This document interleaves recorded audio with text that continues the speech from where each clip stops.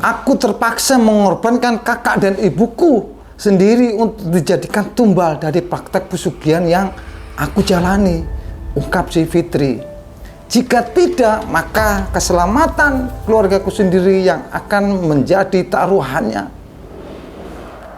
Sobat Teror, pada kisah episode ini saya akan mengangkat tentang praktek pesugihan yang dilakukan oleh seseorang di mana tumbalnya diambil dari kakak dan ibunya sendiri.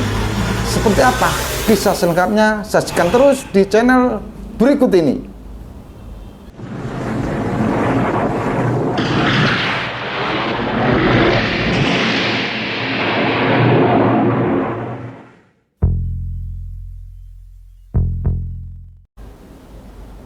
Bertemu kembali dengan saya Begi Sakuri dalam channel Dimensi Teror, tema horor. Seperti biasa, sebelum masuk pada materi, pesan saya selalu jaga kesehatan, berpikiran positif, dan hindari kegagalan, karena kegagalan itu bukanlah opsi.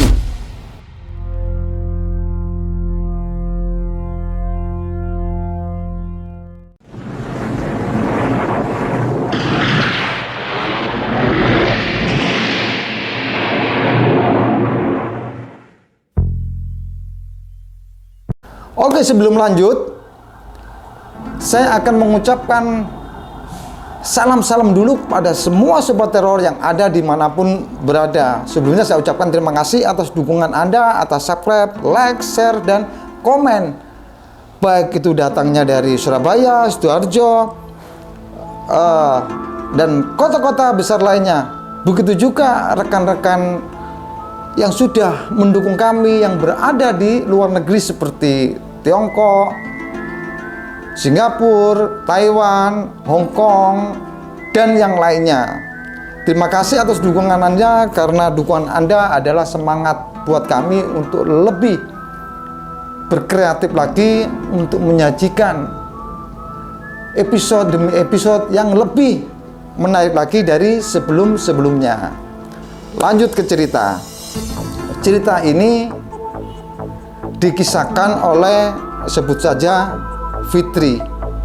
Nama tokoh yang ada di kisah ini kami samarkan, namun lokasinya tidak. Fitri ini merupakan anak kedua dari 3 bersaudara. Yang pertama, kakak perempuannya bernama Indri dan adik laki-lakinya bernama Irfan.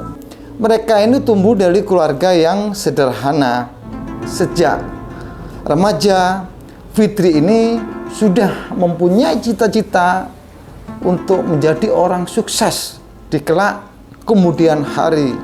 Setelah Fitri ini lulus dari SMK jurusan administrasi, Fitri melamar di salah satu pabrik yang ada di kota Gresik, dan Fitri diterima bekerja di situ.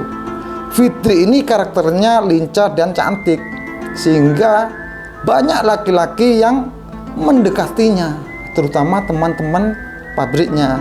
Dari sekian pria yang ingin mendekati Fitri, tidak satupun yang sanggup meluluhkan hatinya, karena menurutnya Fitri mereka bukan tipe yang diharapkan.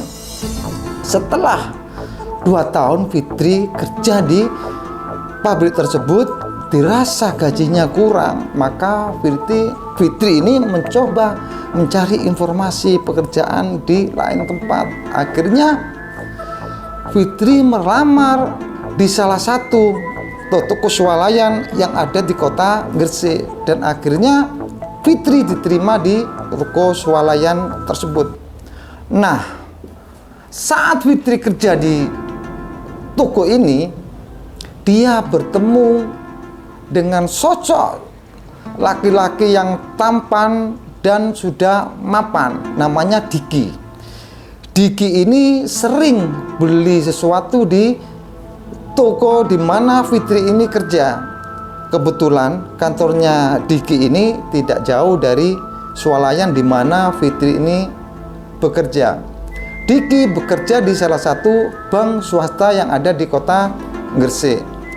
karena dirasa oleh Fitri Diki ini laki-laki yang sudah mapan dan ganteng, akhirnya Fitri mau berkenalan sampai pacaran, dan kemudian mereka memutuskan untuk menikah.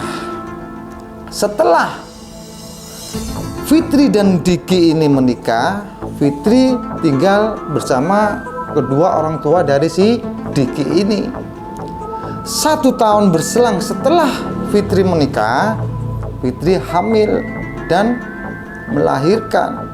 Setelah Fitri melahirkan, akhirnya Fitri resign dari pekerjaannya karena tidak ada yang merawat bayinya, sedangkan orang tua dari Diki ini juga sudah sepuh atau sudah tua.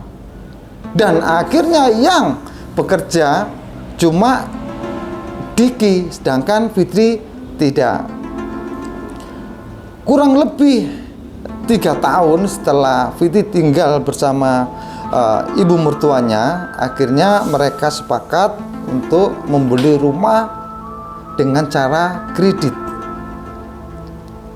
Setelah mencari lewat pameran perumahan dan sebagainya, dan harga tentunya serta DP yang harus disiapkan oleh mereka berdua dan dirasa cukup, akhirnya si Fitri dan Diki ini membeli rumah di daerah barat dari pusat kota Gresik. Tempatnya memang agak sedikit jauh, tapi masih satu kota. Setelah tinggal di rumah baru ini, kehidupan Fitri, kehidupan Diki semakin bahagia karena sudah mampu membeli sebuah rumah walaupun jauh dari kesan mewah. Setelah tinggal di rumah yang baru ini, yang baru dibelinya ini 1,5 tahun, mendekati 2 tahun, tiba-tiba ada berita yang tidak mengenakan buat si Diki. Si Diki ini dipanggil oleh pimpinannya, dan si pimpinan ini mengatakan untuk tahun depan kamu tidak diperpanjang kontrak kerjanya. Itu versinya si pimpinan. Blar. Diki akhirnya bingung dan disampaikanlah kepada Fitri, dan Fitri ini tidak mengetahui secara pasti tentang kejelasan kerja dari si Diki ini di bank tersebut. Ternyata Diki ini karyawan kontrak. Seperti diketahui bersama, kurang lebih 10 tahun ke belakang memang hampir semua instansi yang ada di negara ini merekrut karyawannya dengan sistem kontrak. Tidak seperti dulu. Kalau dulu menjadi seorang pegawai bank pasti menjadi pegawai tetap, tapi sekarang tidak. Dan ini yang dialami oleh si Diki. Setelah tidak diperpanjang kontraknya, Diki menganggur.